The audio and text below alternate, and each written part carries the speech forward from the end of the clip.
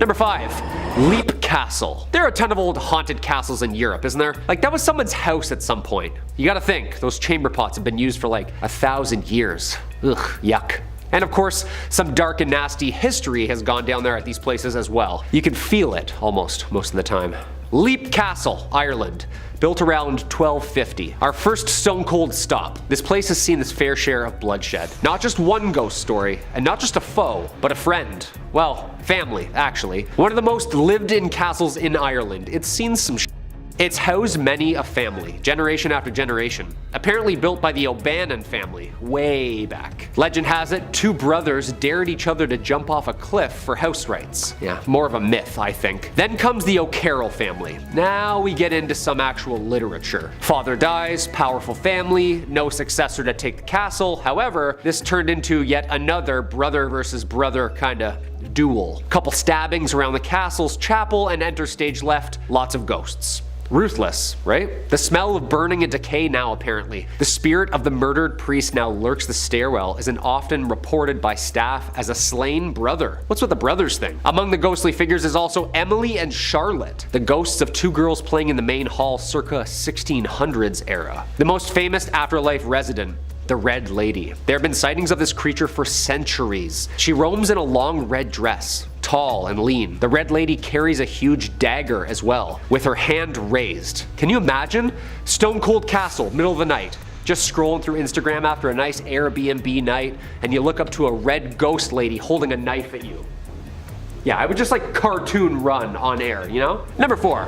Karamakos. As always, if you like what we do here on Top 5 Scary, throw us the thumbs up down below, or leave us a comment to ponder over. Halloween's just next week. Which haunted house does it for you? Churches do it for me, you know? Churches. I don't do creepy, creaky churches, you know? So many floorboards. Okay, so this planet is like old. We're finding things and sites that are literally changing history textbooks as we speak. Göbekli Tepe, Petra, like Syria and Turkey, these places are old, but Greece is like ancient old. Newsweek reported that in 2020, a collection of more than 30 inscribed tablets were found at the bottom of a 3,000-year-old Athenian well in the ancient cemetery of Karamakos. Yeah, scary enough, right? You see, these tablets bear individual curses and prayers to the Greek gods of the underworld. So all sorts of nasty energy just floating the top there. Juta Strazek, who led the excavation, said that whoever ordered the curses inscribed on the tablets was unnamed, but the black magic seen, heard, and felt at the site is present there for all to research. Even though back then black magic and the use of curses was forbidden in Greece during that time, which makes this even more horrifying. Just refound in 2016, the cemetery itself was first excavated in 1870 from the Greek ministry. Progress halted during World War II,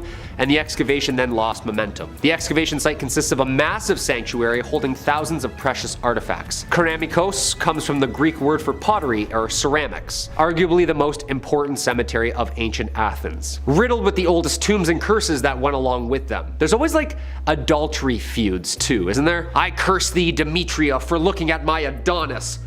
Like lots of jealousy and lying back then, it seems. Number 3. Kaimuki House. This Halloween, if you're trick-or-treating, listen to old Uncle Kyle and do not go near this house. Located in the Kaimuki neighborhood of Honolulu, Hawaii, this place has a horrifying reputation. Apparently, murder and a most foul nature has occurred in the house many times. Murder case after disappearance, the local stories became fiction. It's now known by locals as the most haunted place on the island. And here's why. The house itself looks like a normal, surf-friendly home. Yeah, not really. Enter stage right, the Kasha. The Kasha is a creature said to reside in the actual house. It's a man-eating ghost from Japanese folklore. Not just story, the events from the Kaimuki house have been documented. Well documented. Interpretations of the monster includes a ghoul who lives and feeds on the dead, a cat-like demon from the sky who steals away bodies. However, all 3 versions have one thing in common. It's hunger for corpses. Ooh. In 1942, police officers were called to the house by a woman who apparently kept repeating, "She's trying to get my children." Upon entering the house, the officers could do nothing but apparently watch in horror as the members of the family were all levitating and ragdolled and hurled across the room by an unknown force. The police were baffled and decided to just load everybody up in the car and leave the premises. The original Kaimuki house was torn down during the summer of 2016 and has since yet been under investigation and new construction. Okay. So no vacation in Hawaii this summer. Noted. Number 2, Ancient Ram Inn. Of course we needed an ancient old haunted inn, didn't we? Isn't this the start of like every great horror movie? The lights flicker in an old haunted inn in the middle of nowhere. The bell dings but no one answers. Should have been a writer. Well, luckily this is also a functioning pub, and it's located in Watton-under-Edge, a market town within the district of Gloucestershire, England. Look at this place. It's like bending and molding to the earth, like a fence that's grown around a tree. This thing is old. The inn has been owned and operated by many people, going back as far as 1,000 years, since like 1145. Hope they clean their beer taps. This inn was said to have been owned by the St. Mary's Church when first built. And of course, with that, it's haunted. The Ancient Ram Inn has been investigated by years of paranormal researchers. Television shows like Ghost Adventures and Most Haunted. The inn was investigated by UK paranormal study group, the Ghost Club, which is apparently the oldest paranormal research organization in the world. It's haunted. But what makes something haunted? Is it the age or the sinister events that happened in and around the premises? This land sits on the intersection of 2 lines that people think contain high spiritual energy. Using a map, of course, these lines trace directly to England's most sacred site, Stonehenge. Legend has it that the energy from Stonehenge feeds the property's paranormal power. Not to mention, the backyard is home to a 5,000-year-old pagan burial ground. Witches being burned at the stake on the property. Hey, if you see a pagan ghoul pouring himself a Guinness in the middle of the night, just say cheers and keep walking. Number 1, Bran Castle. It's October, so we're feeling extra spooky around here at Top 5 Scary. We're familiar with the classics, right? If we're not, go and binge some horror movie marathons, people. The castle of all castles, Dracula. Well, kinda. What Dracula was based off of. Where he lived, at least. Also, the national monument of Romania itself. Fun fact. It doesn't get much more Halloween-y than this place, come on. Bran Castle is linked to the historical figure who inspired author Bram Stoker's creation of this half-bat, half-man. No, not Batman. Vlad III, Dracula, otherwise known as Vlad the Impaler. Don't panic, this was like a couple years back, like mid-1400s. We know this guy, and yes, you heard it right, the Impaler. I don't really need to get into much detail with this one. To impale. Google it. Some believe Bran Castle was one of the sites which Vlad reigned. Unfortunately, history says that he wasn't around here. In fact, it says that he was only imprisoned here for a little bit. Yeah, although there's no coffins inside. So what makes this place so scary? Apparently during Stoker's research to the region of Transylvania, he came across accounts of the atrocities committed by Vlad and used the Dracula name after studying him. And of course, this castle, built out of wood originally, somewhere around the 11th, 12th century, seems to be pretty fitting upon research of the old haunted castles territory. Unfortunately, this 1,000-year-old home isn't really a home anymore, just home to relics now, and the occasional cold breeze and fuzzy camera picture. Bran Castle acts as a museum now and a popular Halloween destination. Apparently they found a gold casket that houses the heart of Romania's Queen Marie in the walls. Yeah, that's pretty haunted castle material, no? Number 5, Canada. Our first stop, Waterfront Station, Vancouver, BC, home to the Canucks and apparently a bunch of train station ghouls. On my birthday, 1914, this haunted megalith opens. This place is haunted, okay? It's riddled by a couple famous ghosts and ghouls to locals. Apparently the ghosts of 1920s flapper girls can be seen the most on both security cameras as well as heard throughout the halls. 1920s music throughout the halls. Like, how isn't this a Wan Universe movie already? Of course, if you missed them, you can be sure to see the 3 old ladies quietly sitting on the infamous ghost bench, waiting in eternity for their train. The sitting bench ladies. Yeah. That's horrifying. And of course, if you exit the building to escape all the apparitions to the railway tracks north of the building, you might be sure to see the ghost of Hub Clark, a railway worker killed on site slipping on the tracks. The famous headless track worker is apparently he. His lantern still glowing in hand, commuters say late at night. The Headless Brakeman is the official title of that spirit by locals. Another security guard got a taste of the music in the northwest corner of the building. He entered an empty room and encountered a ghost of an old woman. She was glowing phosphorus white apparently and had a mournful look on her face. And then she reached out to grab him. Yeah. Apparently it's not the only security guard to be lunged at. Can you imagine? 6 hours into your workday and a ghost ghoul lady just reaching out to get you? Yeah.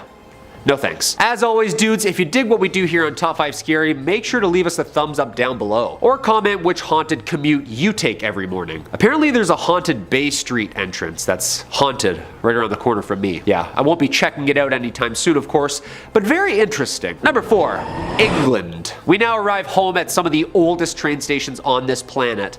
Actually, the oldest. Leave it up to the Scousers to have the oldest working operable train stations as their Guinness World Record. Liverpool's railway stations have been kicking for a long time now. Lime Street Station, Liverpool Street Station, James Street Railway. These are some of the most haunted stations in all of Europe. Lime Street Station, Liverpool, has seen its fair share of spooky stories over the years. Opening back in 1833, this place is haunted so much it's practically joked about now. In 2012, a farce, A Nightmare on Lime Street, was performed at the Royal Court Theatre, starring David Guest as Frankenstein's monster, being recreated in the bowels of Lime Street Railway Station. It's like a joke at this point. James Street Station dates back to the 1880s and has been part of Liverpool's transport system ever since then. Also a staple part of this station appears to be the ghostly soldiers who have been riding the train from Birkenhead Central to James Street every day. He's been known to vanish mid-ride and dress as a colonel with a twirly mustache. Back in the 1990s, many people had written in and told the local paranormal writer Tom Sleman that passengers were seeing this ghost on a Liverpool train on the regular. Can you imagine? Ghost just leans over and asks you what time it is, just straddling a horse the whole time. Excuse me, mate, you got the time? Right, thanks. Number 3, India. Located in West Bengal, there's a train station that, from the looks alone of it, looks like you need a tetanus shot and a priest with you at all times. There have been many ghostly sightings at this outdoor railway, the Gunkoder train station. Yeah, you don't want any part of this smoke because apparently it's a mix of local lore, criminal activity, and media attention. Passengers on this dusty track can be sure to see the diluted figures of ghostly women that have been seen in and around the tracks at night. For many years now, draped in a bright white sari, walking down the dusty tracks wandering the afterlife, slowly trudging along. There is legend that the women that have been seen here were victims of an accident on the tracks and that they were mournfully bound by the area of this previous accidental event. And of course, at the exact same time, as a local group of men in West Bengal just recently got busted after this nearly half-century old myth of a haunted railway station was uncovered as an operation to attract tourists. Potentially a big scam. Apparently camping behind the station at night, under police protection, the locals who created this myth, I guess, try and boost ghost tourism, and then apparently loot some of the tourists' belongings after scaring them away. Like, that's not a bad gig, you know? Of course, criminal and technically a train holdup. This just sounds like a good Scooby-Doo episode, doesn't it? The local ghost turns out to be just wise guys up to no good. Hey, let's see who the real ghost is. Huh? Number 2, Ireland. Again, at first, I thought the oldest train stations would be like in America somewhere, in the South or something. Some like Wild West type ghost locomotives just chugging along. Just carrying like pounds of gold or something. Nope. Europe again. Heading over to where they breed some of the roughest and the toughest, they make everything metal from locomotives to the Titanic herself. We arrive in Ireland. Connolly Station, busiest railway station in all of Ireland. Downtown city stuff, you know? And it's old. Opened its doors in like 1844. It was known back then simply as Dublin Station. It was actually blown up during World War II and laid rock and rubble until about 2016 when it was taken on as a challenge to rebuild what was then the iconic and original structured look of the pre-World War Central Station. Oh yeah, and of course lots of ghostly figures can be seen on the grounds of old Connolly Station there. Imagine just sipping your morning coffee on your way to work, standing next to a soldier on a horse with a sword. Like, horrifying. Apparently these are soldiers in military dress just wandering about the station. I've never been to a haunted railway myself, but apparently the gray military shadows are like more common than you think. They can be seen from on the tracks to even outside on security cameras. Apparently this place is like totally normal with this being like really haunted. I told my Irish buddy about Connolly Station last week. He's like, oh yeah, Connolly Station. Oh yeah, I know it like the back of my hand. Yeah, haunted. Yeah. Terrifying place. And number 1, Singapore. And now our last stop on our commute and our number 1 spot, Bishan Station. It's known as being one of the most haunted stations on this planet due to the influx of sightings and claims commuters have made surrounding this place. We start with some history. Built on the site of a former cemetery. Check. Yeah, seen some things, you know? I mean, isn't this how it always starts, building over cemeteries and graves? During its construction in 1987, due to the station's location in and or around the cemetery, workers from the beginning have had problems with the foundation, to floods to even electrical fires. Haunted since they started, it seems, huh? Located on the Peck San Theng Cemetery, the station's tales include everything from kneeling apparitions, glowing orbs, and of course the countless headless spirits boarding the trains. That's one way to wake you up in the morning, you know? Who needs a coffee when there's a headless apparition walking around at 7 a.m.? Apparently the last car of the train is infamous and riddled with these so-called headless commuters. According to Singapore paranormal investigators, calls and letters from night passengers claiming to witness headless ghosts at the station is an unusually high number. The station is no stranger to accidents as well, adding to the lore. In 2004, a 31-year-old passed away after accidentally falling on the tracks. The same year, an elderly man was the victim of a similar accident falling onto the tracks. The operators added that the trains failed to properly operate due to the technical faults of previous floods. Hey, this station just got bad news bears written all over it, doesn't it? Number 5. Island of the Dolls. The Island of the Dolls is a peculiar small island just off the coast south of Mexico City. The island is covered, well, absolutely blanketed in hanging dolls. Just about everywhere on the small landmass. I probably don't even need to really delve into any of the lore behind this island for you to believe that it's cursed. You can just take a look at it and understand. I mean, it's a secluded, abandoned island inhabited exclusively by dilapidated dolls. What do you need? Don Julian Santana Barrera was a man who had isolated himself from the rest of Mexico City, choosing instead to live alone on this small, meager island. His world would be thrown upside down when he discovered a body laying on the shore one day. Shortly following the discovery, a doll washed up on shore as well, having come in from the channel. This event would change Barrera's life forever. Barrera hung the doll up on the island, believing that this would appease the spirit of the girl and set her free. Well, either it didn't work, or he believed he needed a bit of extra protection, because for the rest of his life, Barrera made it his mission to hang as many dolls as he could across the island, scavenging them from the channel, some from the trash, wherever he could find them, until the island's reputation preceded it. And what was once a small, private residence became the infamous Island of the Dolls. Barrera's story would be cut short in 2001, when his body was discovered in the channel floating, just like the doll all those years ago. But his legacy far from ended there. The island has become a notorious tourist destination, only attainable by a boat out of Mexico City. While most guides are happy to take you, there are some who outright refuse the journey for fear of spirits. It's said that if you are to visit, it's best to bring a doll, to appease whoever could still be living there. Ugh. I kind of ran a tingle down my spine, and that's just number 5. Now if you want more stories like that, we have them coming every single day, hot and fresh. All you've got to do is subscribe and creep on creeping on. Let's keep going. Number 4.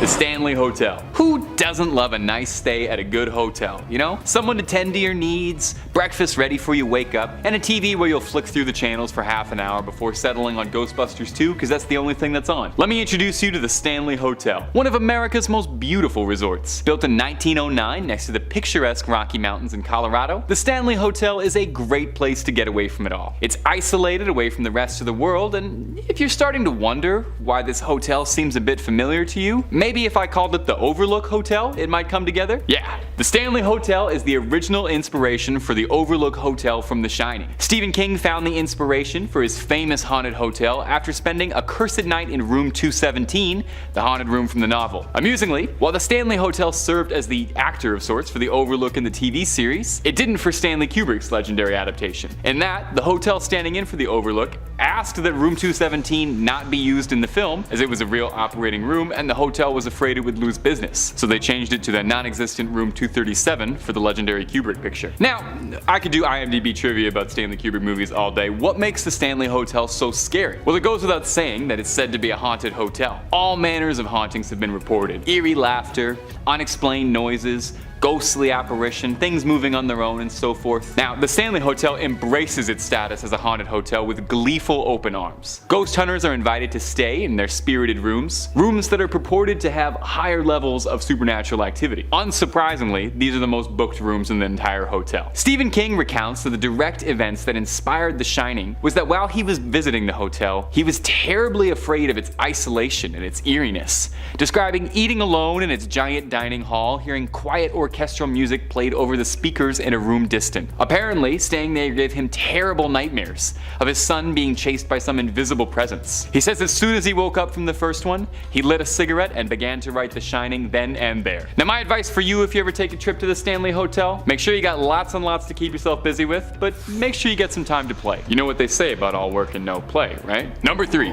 Eastern State Penitentiary, Philadelphia. Now some of the wisest men I've ever met have said that it's always sunny in Philadelphia. But if you were one of the doomed souls interred into Eastern State Penitentiary, it was anything but. Eastern State wanted to run things a little differently than the standard American prison system, dubbing their system of punishment the Pennsylvania system, or whack and use John's Philly style, depending on who was asking at the time. The Pennsylvania system refers to imposing the prisoners to solitary confinement all the time. Prisoners lived alone, exercised alone, ate alone, and were only ever accompanied by guards. When being escorted anywhere, the guards would put a black hood over inmates. Unsurprisingly, this was not a terribly popular system. It eventually collapsed inward on itself due to overcrowding, and the program was abandoned in 1913, just 5 years after the prison was constructed. Although this didn't really do much to improve conditions for the inmates there, and really just led the prison to come up with new terrible creative methods of inhumane treatment, such as chaining prisoners' tongues to their wrists, or strapping prisoners to chairs for days on end, dousing prisoners in freezing cold water, and putting the worst prisoners into a pit affectionately dubbed the Hole, where they would be kept in the dark for weeks at a time. In 1970, after decades of terror, Eastern State closed its gates only to creep them back open as a tourist destination for dark tourists looking to go ghost hunting. A place like this is bound to be home to all sorts of rumors and spirits, right? Well, according to local legends, if you spend a night in Eastern State on one of their Halloween tours, you'll hear all kinds of disembodied laughter, screaming and crying, ghostly figures moving across the walls, and unexplained footsteps. Enjoy the sights. Just make sure the gate doesn't lock behind you. And while we're still on this one, does anybody else think that this could stand to be the best premise for an episode of Always Sunny, like, ever? The gang goes to jail, the gang gets haunted. If anybody knows Danny DeVito's agent, please DM us. Number 2, the Hellfire Club.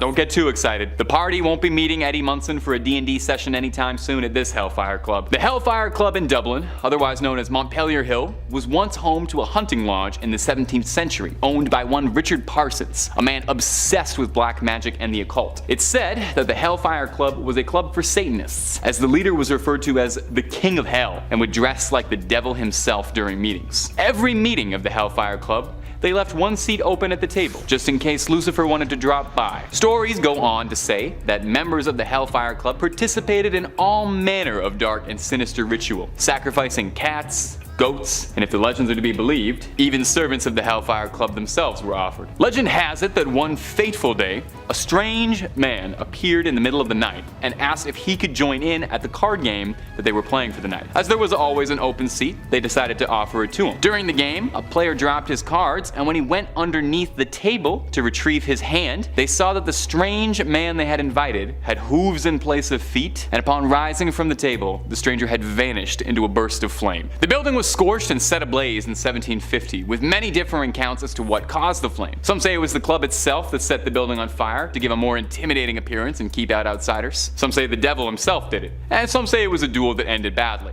Whatever the cause, the Hellfire Club relocated their activities sometime in 1760, and the original building is left empty, where it still stands today. You can visit it today, and it's a fairly popular tourist destination for urban explorers and paranormal investigators who want to see if maybe there's any residual black magic in the soil and walls there. Number 1, Poveglia. This list really has me all kinds of freaked out, reading about all these wretched places. I think we need to focus on a nice island getaway. Why not the island of Poveglia? The forbidden island off the coast of Venice. I knew it was going to be haunted. I wrote this list. Poveglia is an infamous island in Italian history, once serving as a quarantine zone and final resting place for the unfortunate victims of the Black Plague. As the plague ravaged Europe and paranoia set in across the lands, it was said that anyone who showed so much as the slightest symptoms were shipped off to Poveglia to live out the rest of their days. Oftentimes, these people would be sent away without even truly being sick, dooming them to a horrific fate. It's said that over 50% of the island's soil is made of burned human ash. That is terrifying. The ground itself is haunted. In the early 19th century, the island was converted from a quarantine zone to a just as terrifying mental asylum, switching gears a little bit because apparently being host to one setting for a horror movie wasn't quite enough. The asylum did nothing to improve Poveglia's haunted reputation. Instead of being home to the sick now, it was the home to droves of mentally disturbed patients who were made into unsuspecting victims by a doctor's experiment. experiments. Doctors at the asylum would impose their patients into lobotomies with no concern for sanitation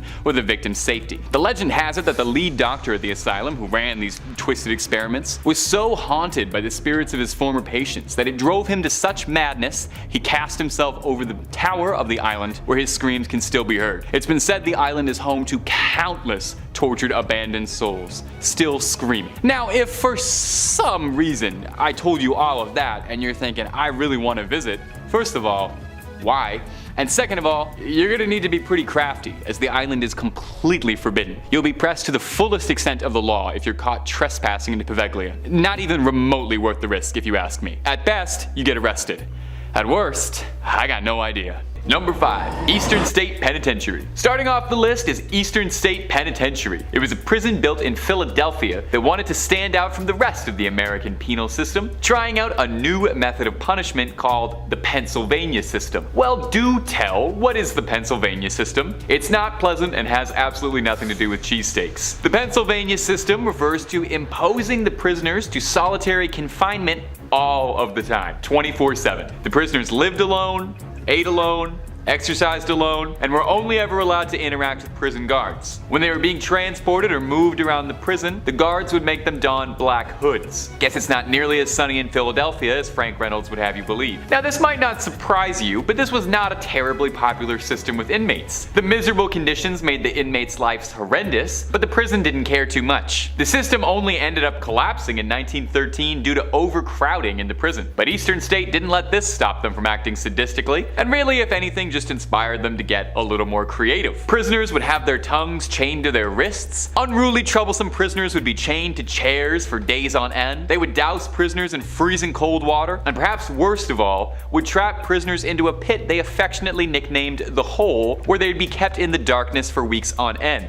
I'm really not sure if that's any better than the original system. In 1970, after decades of terrorizing its inmates, Eastern State let the last of its inmates free and closed the gates permanently, only to crack them back open a little bit as a tourist location, reopening its walls as a haunted attraction. Due to its horrific history and ominous atmosphere, the prison was rebranded as a haunt, with legends saying that you'll hear all kinds of disembodied laughter, screaming and crying, ghostly figures, shadows moving across the wall, and unexplained footsteps. And if you're looking for more scary stories about prisons or really about anything, then you're at exactly the right place. Stay subscribed to Top 5 Scary for more new scary videos every day. Number 4.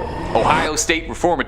Ohio State is the picture of a perfect prison. I mean, literally, it was the set for the Shawshank Redemption, so it's kind of a big deal in the prison world. The prison first opened its gates in 1890 and was initially an intermediate penitentiary, a facility for first-time offenders who were deemed too violent to be in other prisons. The inmates were taught basic trades for release and reintegration. However, the prison population started to swell too much by the 20th century, and the reformatory was forced to accept inmates convicted of serious crimes. While day-to-day operations weren't too terribly out of the norm for any other prison, one event in the 1930s may have contributed greatly to the paranormal rumors surrounding it. In the late 1930s, a riot broke out in the East Cell Block, and as punishment, the guards rounded up 120 rioters to share 12 solitary confinement cells together for a week without any food or water. Obviously, this led to multiple prisoners passing away, and even more being broken down to the point of madness. Just outside the prison stands 215 numbered graves, a monument to all the horror that the prison had experienced over the years. Since then, the prison itself has reformed,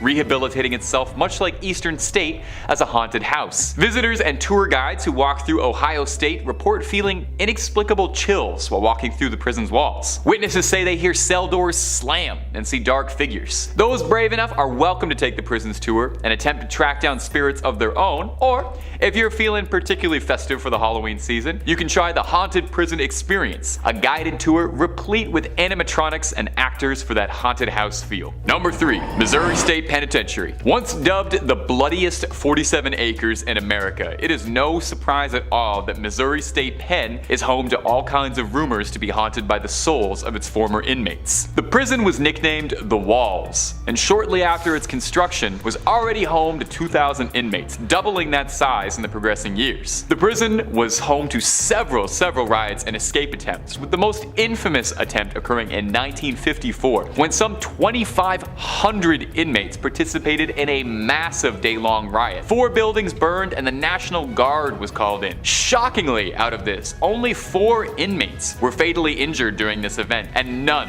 managed to escape, lending to the prison's hard reputation. Now, the prison has always been reported to be haunted, even during its operation, with both guards and inmates during its service claiming to see spectral apparitions. Most of the ghost stories come out of the prison's oldest building, the A building, home to some of the crueler punishments, including an underground room called the Dungeon, a dank, hostile basement with a low ceiling forcing prisoners into a subservient position where the only light that could be observed was a slit through the door. Modern visitors to the dungeon complain of the disgusting odor of bodies that's pungent, and they feel like they're being watched. Disembodied voices have even been picked up by EVP monitors while wandering through the dungeon. In the control room, visitors report occasionally seeing a spirit called Fast Jack, a medical practitioner from the prison's operating days, who can be seen appearing as a ghastly figure holding a clipboard and a white lab coat, frantically scurrying around the control room trying to carry out some duty from when he was alive, slamming lockers and opening doors. Several ghost hunting groups over the years have investigated the Missouri State Pen, including legendary ghost hunting hero Zach Baggins and the Ghost Adventures crew, finding mysterious voices and what looked like shadow people wandering the halls. Although the bloodiest 47 acres in America might have dried up and the walls are now open to the public, for the inmates who are still impounded there, it's as terrifying as ever. Number 2. West Virginia Penitentiary. Almost heaven. West Virginia, Blue Ridge Mountains, and haunted prisons. The Appalachians might be home to one of the most beautiful parts of the United States, but West Virginia Penitentiary is anything but. In 1863, after West Virginia seceded from Virginia Classic, the new fledgling state needed its own prison, and Moundsville, West Virginia was chosen as the home for their new state pen. The prison's conditions were unlivable. West Virginia Penn frequently made the Department of Justice's top 10 violent prisons in the country. Idea for a new video. An infamous spot in the prison was known as the Sugar Shack, a small rec room for the inmates that served as a hotbed for all kinds of violent illegal activity. The prison is also home to a famous electric chair that an inmate was forced to build, nicknamed Old Sparky. Old Sparky is still standing there today. In the 1950s, the prison was so overcrowded that 3 prisoners at a time would be shoved into one cramped 7 by 5 foot cell. The men were kept like animals in cages. Riots and violent outbursts were fairly commonplace. The prison was overcrowded, dilapidated and run down, and staffed by overwhelmed guards. Eventually, the prison would be forced to open its gates, decommissioning as a prison and shipping all of its inmates elsewhere. The building still stands and is used as a training facility for law enforcement officers, but it's been said that the spirits of those whose lives ended here still wander. Hunters report equipment malfunctioning walking by the Sugar Shack or any of the cell blocks where the more violent inmates were housed. Reports of banging on the walls late at night, as well as random screams, are fairly commonplace too. The prison was reportedly haunted while inmates still populated it, with some of the earliest stories of hauntings stemming from the 1930s. It's thought that the prison was built on top of an indigenous gravesite of the Adena people, which has led to some speculation as perhaps an explanation for the hauntings. Like most of the prisons on this list, if you're curious enough yourself, West Virginia Penn is available to visit for tours, and you can even pop by the Sugar Shack and Old Sparky. And finally, number 1, Alcatraz. Alcatraz might very well be the United States' most infamous prison. On Alcatraz Island, just outside of San Fran, lies the notorious jail, built to house America's most deadly inmates, like Al Capone, Arthur Barker, or George Kelly. It was home to a legendary breakout that was made into a film, Escape from Alcatraz, and also set the stage for Michael Bay's action classic The Rock, which was about breaking into Alcatraz. The prison was built to drain the hope out of inmates, to break the spirits of the most rebellious inmates, and was legendary for its awful conditions. Tiny cramped cells, indifferent guards, and frequent bouts of violence and riots were all commonplace. It was once referred to as the Great Garbage Can of San Francisco, where every other federal prison dumped their worst apples. So it's no surprise, given its brutal conditions, that the island is home to several spirits and hauntings from souls that just can't move on. Most ghost investigators report that the hottest spot for paranormal activity activity in the building is cell 14D, a cell that was also nicknamed the Hole. Gotta wonder if they borrowed that from Eastern State. It was where the most unruly prisoners would be kept when they were being difficult. It's been said that even walking by 14D, you'll immediately feel something's wrong, as if a dark presence or energy is in the room with you. An inmate once spent his last days in 14D, screaming that he was being hunted by an otherworldly creature. Visitors report hearing crying and moaning while walking through cell blocks A, B, and C, where most of the population would have been kept. It's said that a ghost named the Butcher walks through these halls after an inmate named Butcher Malkowitz, a mob hitman, was whacked by another inmate. Now, if this isn't enough haunting for you, some dark tourists also report hearing discordant, disembodied banjo strumming, thought to be a holdover from the spirit of Al Capone, who used to play his banjo in the prison band. Although the prison was decommissioned in 1963, it reopened shortly after, now as a museum and a haunted tour popular with Bay Area locals and visitors curious about learning about one of America's darkest prisons and perhaps its most haunted. Visit if you dare, but just make sure you're able to leave. Number 5. Chateau de Montségur. A petite and quaint fortress in southern France, sitting atop a 170-meter drive uphill. Its ruins now nothing but rock and rubble, but once a safe house for the Cathars. The Cathar vision of the universe was dualist, in that good and light confronts evil and darkness. Right? Pretty straightforward. Very Jedi of them. This belief led them to follow a very disciplined way of life. Before, of course, they were decimated from the Catholic Church, initiated by Pope Innocent III. Innocent, huh? The ruins nicknamed now Satan's Synagogue. Yeah, nice and light right off the top, huh, Kyle? Described as one of the last Cathar castles and has been listed as a monument historique by the French Ministry of Culture. Cathar, from Greek meaning pure.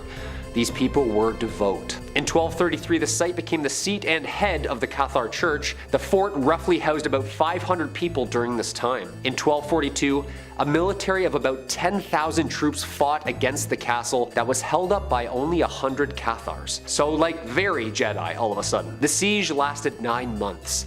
Until 2 years later, the castle finally surrendered. North of 200 Cathars were burned in a giant bonfire, unless they renounced and changed their faith, some taking the Cathar vow just weeks before this. Those who renounced the Cathar faith were allowed to leave, but the castle itself destroyed. The field below, now famously known to have been where hundreds of men and women were burned alive. The apparent bonfire that happened sparked a curse from the Cathar peoples. Legends of these ruins say any person who strays off the marked footpaths of these ruins and loses their footing will drop off of every side of the citadel in the sky. Sounds more like a metaphor to me than a curse. Number 4.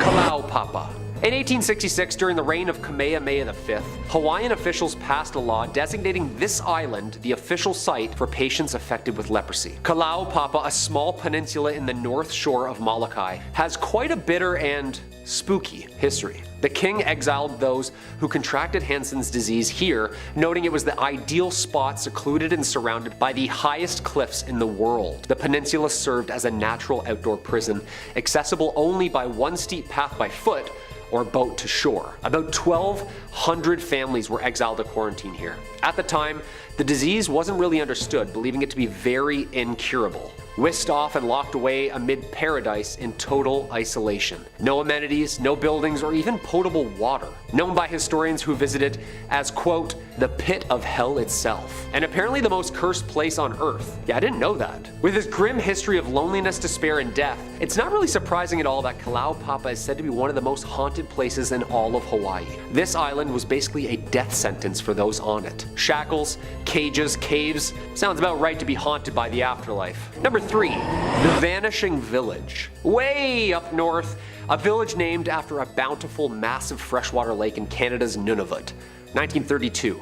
A Canadian fur trapper and explorer went to the village of Anjakuni Lake. The people's known there for their markets of elaborate fish and extensive wine. This village was a staple for most on the map. Joe LaBelle, a well-known fur trapper and well-known in the village, had an otherworldly sight when he arrived. He arrived and sensed something was a little wrong, a little too quiet, too foggy. He found that the village was completely emptied and deserted, even though there were lots of signs of life still present.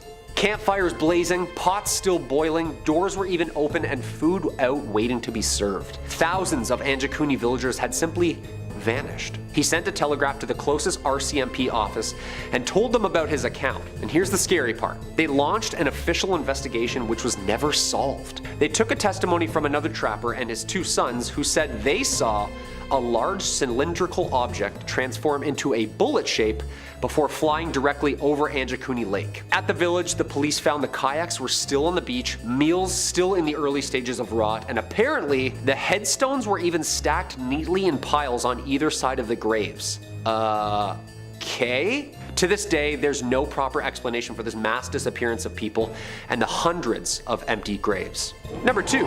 Skeleton Lake. Deep within the Himalayas of India lays the bay of an ancient lake, shrouded by an ancient mystery, Rupkund Lake, famously known as Skeleton Lake. It was rediscovered by the British Forest Rangers in 1942, and what they found was pretty jarring. Hundreds of ancient human skeletons found at the edge of the lake. Investigations led some to think that this was a catastrophe of some sort, or the remains of a legendary event where a group was suddenly killed in a violent storm around the 9th century. Nope. 3 different groups of people died here all at different times. It's not located on or near a trade route.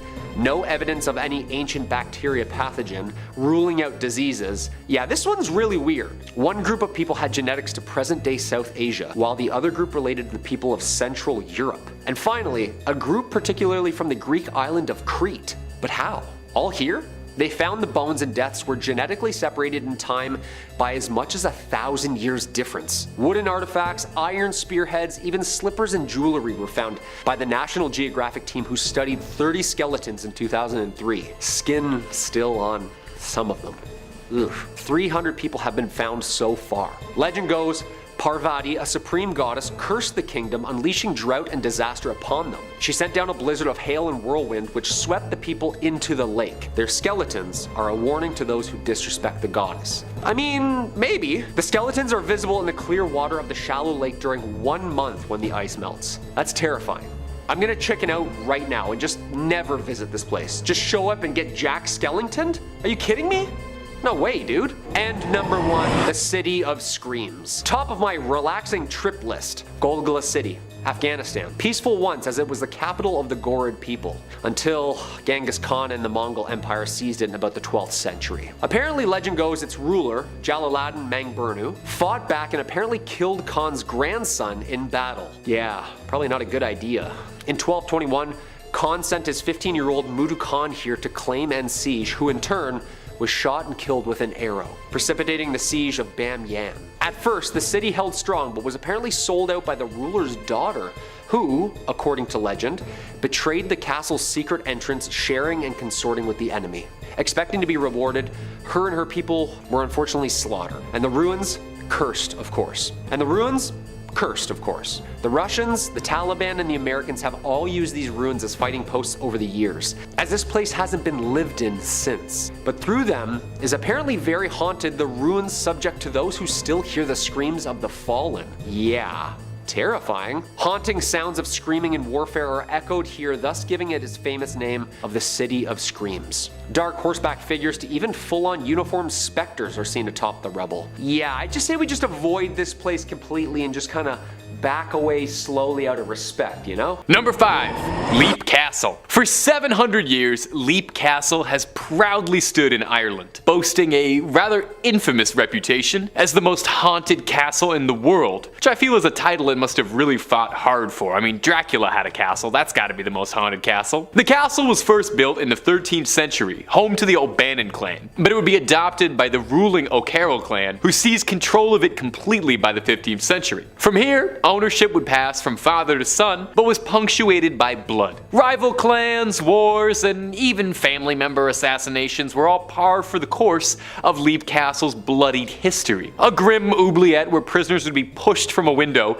landing into a pit of spikes, really completed the castle. After centuries of battles and brawls over the castle, it would eventually be burned in 1922 during the Irish Civil War, where it was then abandoned. Now, it goes without saying that a castle that saw as much bloodshed as this is home to a bevy of trapped spirits. The most present one is the Bloody Chapel spirit. Legend has it that one of the O'Carroll children had his own brother assassinated to gain power. His brother, a member of the clergy, is said to restlessly wander the burnt-out chapel. Visitors report seeing beams of light, the smell of burnt rubber, and the shadow of a priest in the stairwell. There's reports of a spirit of a young girl named Emily, who fell from the rampart in the 16th century and tragically lost her life. There's stories of people seeing the ghost of a young girl walking atop the battlements, dragging a misshapen leg as she walks. Today, you can try to visit the Leap Castle if you're feeling daring enough to contact the owner Sean Ryan, who does offer private tours. It'll be you, him, and all the spirits the castle has to offer. And hey, if you're looking for a vacation to a haunted spot but you don't want to leave your room, why not subscribe to Top 5 Scary? We got more haunted sites than you could visit in a lifetime, and we're just a click away. Moving on. Number 4. Separate prison. Going to prison probably sucks. I've never been, but I have heard bad things. A regular prison is pretty bad enough without the wardens getting too creative with their punishments, and then there's prisons like Australia's infamous separate prisons, where it seems like they were trying to set a world record for cruelty. Built in 1833, it was going to serve as a home for some of England's toughest crooks who had to be shipped all the way down under. A home for the toughest criminals needed to be pretty tough, right? Well, unfortunately, it was. Just in the psychological sense, not physical. Separate prison was inspired by the philosophical concept of the panopticon, a template for a prison where all prisoners would be seen under one watchtower. Inmates were to only ever be referred to by the numbers sewn on their uniforms, and were to wear black hoods at all times they weren't in their cells to help them better reflect on their crimes. I'm sure that went over swimmingly with a bunch of violent criminals. Well, it didn't. It mostly led to inmates going mad or offing each other in the hopes that capital punishment was preferable to being imprisoned there, which is a sign that your system is working. Look, it probably goes without saying that this is a haunted prison now, right? I mean, there's over 1,000 bodies buried in unmarked graves on an island that held a prison where everyone had to wear dark hoods. There's no way it's not haunted. Well, it's on this list, so it is. The prison is now owned by Australia's Parks and Wildlife Services, who offer ghost tours of the grounds, where visitors report all sorts of hauntings. Screams, wailings can be heard wandering through the halls, rocking chairs moving by themselves during the night. There's an option on the prison's website to take a tour with just a lantern to guide you, if you're feeling particularly brave. Number 3. Akigara Forest. Akigara Forest is often known as the Sea of Trees. It's a hauntingly beautiful park in Japan that carries a dark reputation. Hundreds of people over the years have come to Akigara to take their own life, leading to its infamous and dark distinction. Spiritualists and paranormal investigators in Japan believe that because there have been so many tragic deaths that happened in Akigara, the forest itself is literally growing denser, and the paranormal activity and dark energy inside as well. This seemingly serene forest has been host to all kind of dark rumors, with some stating that the forest is hallowed ground, haunted by demonic spirits for years. Others claim that the forest drives people to madness due to high deposits of iron, which cause compasses to malfunction, meaning travelers would get hopelessly lost. Some visitors to Akigara Forest report hearing screams, wallowing, or crying while walking through the trees. There's no doubt that there's probably a very dark feeling walking through these trees, knowing everything that's ever transpired there. As well, there's something about the knotted mess of all the branches and bark that seems sort of surreal, not quite of this earth, but maybe that's just the legends doing the work for me. Japanese authorities have been doing their best to try and reclaim the forest's haunted reputation, putting up signposts all over to try and deter anyone who would take their own life to instead reach out, call for authorities, and they're no longer publicizing any cases of this happening, hoping to one day salvage the tormented reputation of an otherwise serene spot. Number 2. Poveglia. I've talked about Poveglia on this channel before, and I almost kind of can't resist bringing it up again because I just find it so fascinating. Describing Poveglia sounds like Italy was intentionally trying to make the setting to a horror movie. It's just off the coast of Venice. Initially, the island served as a quarantine zone for those suffering from the plague. Infected were shipped off to Poveglia to wait out their final days. The trouble was, a lot of the people who would end up getting sent to Poveglia weren't even sick at all, showing minor to no symptoms at all. However, that probably changed pretty quickly once they were sent to a quarantine zone of exclusively sick people. It's said that the ground on Poveglia is so hallowed that there's more ash from human remains than there is soil on the island. Eventually, in 1922, Poveglia underwent a bit of a rebranding, since centuries of being known as the quarantine zone was hurting its image and its tourist economy, and it rebranded as an island home to a mental hospital. Now, of course, this mental hospital was home to doctors who performed sick experiments on their patients, often with little to no care for the patient's well-being. Chisels, drills, lobotomies without any form of anesthetic or proper treatment, all these fun things. It's said that the lead doctor at the facility was eventually so overcome with guilt over what he had done and haunted by the screams and spirits of his patients and victims that he would eventually throw himself off of the tower on the center of the island. Now, to deter all you would-be ghost hunters and paranormal enthusiasts out there who think Poveglia is sounding like the holy grail of haunted spots, I should warn you that you are probably not going to get in there, as it is extremely forbidden to enter, as in it's illegal. It's punishable to the fullest extent of the law and is considered a criminal act to trespass onto Poveglia. But a better question is, why would you even want to? Some spirits are better left unbothered. At the number one spot is Pripyat, the town outside of Chernobyl, the famed nuclear reactor. 50,000 people used to live here, and now it's a ghost town. Sorry, couldn't resist. It's difficult to summarize just exactly what happened in Chernobyl in under a 2-minute time frame, but you know, we can gloss over some of the big details for you. An overload at a nearby reactor caused a nuclear meltdown that ended up causing one of the worst ecological disasters in human history. A massive chain of unfortunate events had to all happen for the incident to play out the way it did, and unfortunately that's exactly how it went. It's a fascinating case, and there are tons and tons of documents and things to read about it, and you should after this video because it's fascinating. 50,000 people had to be evacuated basically overnight, and Pripyat turned into a ghost town, now standing as a harrowing monument to the dangers of unchecked nuclear power. Photos from inside Pripyat almost don't look real. They look like something out of a post-apocalyptic movie, and I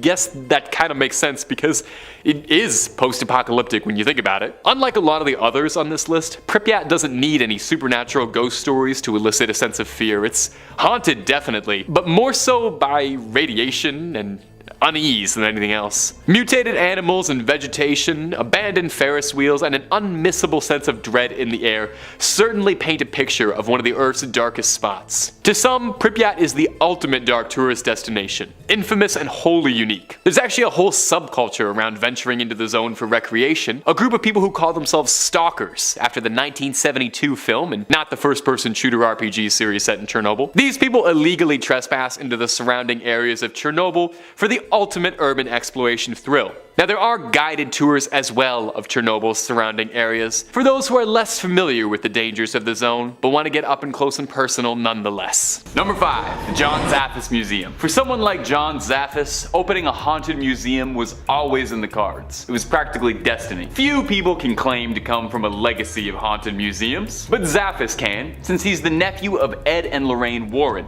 America's most famous and oftentimes controversial demonologists. Growing up with a large fondness for his aunt and uncle's work, Zaffis developed a love of the paranormal from an early age and saw fit to try and carry on his relatives' work after their passing, opening his own collection of haunted relics the same way that the Warrens did. And what a collection of weird relics Zaffis has picked up. I'll shout out a couple of the cooler ones. The highlight for me has got to be this sword that was used to conjure black magic, and the sword is in like all of the promotional imagery, so it's gotta be pretty good. Check out this photo of Zaffis where he looks like a dark wizard who's also a fantasy author. Among the blade are things like a cast iron skull that was used in occult rituals, plenty of haunted dolls and idols, an ornate elk skull thought to be used in something evil, and loads more. Zaffis does point out on the website, in the frequently asked questions section, not to worry too much about being exposed to this stuff, as everything that's brought into the collection is blessed before taking residence. Although they do make a small warning on the website that there is a teeny tiny small chance that any residual evil might attach to you in the museum. So, I don't know, make sure to wash your hands with hand sanitizer or holy water on the way out. I can't not include this, by the way, but the website also states that if Zaffis believes personally that any of the items in the museum have become too evil or too haunted to remain safe for public display, he throws it into an unspecified body of water. So if you're looking to start a collection of slightly used haunted relics on the cheap, I'd just check out the surrounding bodies of water to the museum. Now, unfortunately, John Zaffis' museum is currently closed. Hey, this list was about ones that had to be abandoned, right? can't come as too much of a surprise. But for those who are hoping to get a good up-close personal look at these cursed relics, Zaphis says he's been searching for a new location for the collection. Hopefully somewhere with some good ventilation, you know, really let all that evil air flow. And hey, if you're looking for more videos about haunted museums, haunted objects, haunted dolls, haunted everything really, we've got all more of that in spades. So stay subscribed to Top 5 Scary, keep the screams coming all night long. Let's keep going. Number 4, the Museum of Medieval Torture Instruments. Pack up the whole family and make sure to stop by at the gift shop for the Museum of Medieval Torture Instruments. Don't worry, there's something for everybody here to enjoy. Make sure you take home the miniature guillotine. One quick look at their website is particularly illuminating. Our main product is emotion, boldly proclaimed as their slogan. Yeah, well, agonizing pain is definitely an emotion, so I can't disagree there. The Museum of Medieval Torture Instruments really is exactly what it says on the tin. It's a massive collection of real historical relics and replicas serving to highlight some of the most disgustingly creative works of engineering ever invented. The kind of stuff that would make Jigsaw and his funny little puppet blush with anticipation. The museum's goal is to remind us just how truly unimaginably cruel human beings are capable of being to each other, and the lengths to which we will go to attain such horrid ambitions. The phrase, "those who don't learn from history are doomed to repeat it," comes up a whole lot on the museum's frequently asked questions page on the website, which is good. So come, learn a bit from such classics like the Rack or the Brazen Bull, so you don't accidentally end up repeating those. I don't think I can even possibly describe what either of those horrifying things do without getting this channel permanently flagged. So if you're curious, maybe take the worst Google trip of your life, or go up and visit the Museum of Medieval Torture Instruments. They've got locations all over the states for your pleasure, and there's even one in Europe, but I'm pretty sure that's a different one. The one I'm talking about right now is the American one. The one in Chicago even offers a ghost hunting tour, as some guests believe there are residual spirits tied to some of the more grisly equipment kept in the dungeons. Guests are invited to spend the night on their own accord or with the safety of a tour guide to try and uncover any of the spirits that are said to be still living there, including an old executioner named Thomas who loves his work so much he just never left. Sheesh. Nearly 1,000 years and he still doesn't take a day off. Some people just love to have their nose to the grindstone, or to forcefully shove someone else's face into the grindstone, to each their own. Number 3, the Penang War Museum. I think it's a very good sign that your museum is a friendly, welcoming place. If you Google it and the first results are an article called The Horrors on Ghost Hill, and a listing for an IMDb episode for a series called I Wouldn't Go There, featuring your museum. It's either really hurting or really helping the tourism there. Well, if those warning signs weren't enough to deter you, enter the Penang War Museum, my little ghouls and goblins. It's been described as one of the most haunted spots in Asia, flat out. The Penang Museum is built atop the grave of an old army fort built by the British in the 1930s, but was taken control by the Japanese in the late 30s in World War II, and used to house prisoners for as long as the prisoners lived, which was usually not very long, if the site of the guillotine is anything to go by. After the end of the Second World War, the place had become totally abandoned, until it was retrofitted to become a museum, and serve as a reminder of the grim reality of war